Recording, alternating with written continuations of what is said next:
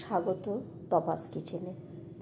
বন্ধুরা, আজকে নিয়ে এসেছি সম্পূর্ণ নিরামিষ ঝিঙের একটা ঝোল। নিরামিষ দিনে আপনারা কিন্তু এটা অবশ্যই বানাতে পারেন। চলুন দেখে নিই। তার আগে বলি, যদি আমার রেসিপিগুলো আপনাদের ভালো লাগে প্লিজ লাইক করে দেবেন, শেয়ার করে দেবেন, সাবস্ক্রাইব করে পাশে থাকবেন। চলুন দেখে নিই। তার জন্য দুটো ঝিঙে নিয়ে নিয়েছি আর একটা বড় সাইজের আলু নিয়ে নিয়েছি। ঝিঙেটাকে কেটে এরকম ছোটো ছোটো হাফ করে কেটে নিলাম, তার সাথে আলুগুলোকেও কেটে নিলাম লম্বা লম্বা করে। কড়াইতে সরষের তেল নিয়ে তাতে লবণ আর হলুদ দিয়ে আলুটাকে ভেজে নিচ্ছি। আলুটা ওদিকে ভাজা হচ্ছে, এদিকে একটা মশলা করে নিচ্ছি।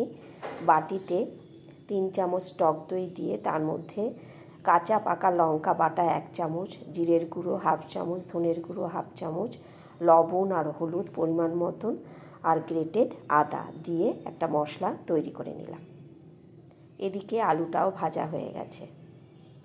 একইভাবে ঝিঙেগুলোকেও ভেজে নিচ্ছি।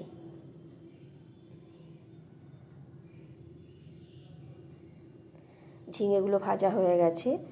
তেল কিছুটা কমিয়ে রাখছি, এতটা তেলের দরকার নেই। এই তেলেতে এবার দিয়ে দিচ্ছি গোটা এলাচ, দারচিনি, তেজপাতা আর সাদা জিরে ফোড়ন দিয়ে ভালো করে ভেজে টমেটো দিয়ে দিলাম, একটা টমেটো কুচি করে। সেটাকে ভালো রকম ভেজে নিয়ে মশলাটা করে রাখা মশলাটা দিয়ে কষিয়ে নিচ্ছি। অল্প করে বাটি ধোয়া জল দিয়ে দিলাম। কিছুটা কষানো হলে ভেজে রাখা আলুটা দিয়ে একটু নাড়াচাড়া করে নিলাম, একটু কষিয়ে নেব। এবারও কষানো হয়ে গেলে গরম জল দিয়ে দিচ্ছি 1.5 বাটি। এবার এটাকে ফুটিয়ে নেব 2 মিনিট।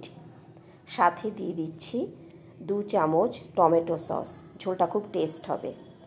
ফুটিয়ে নিলাম, ফোটানো হয়ে গেছে।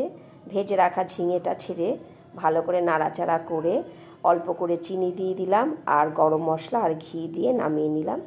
হয়ে গেল সুন্দর একটা ঝিঙের ঝোল।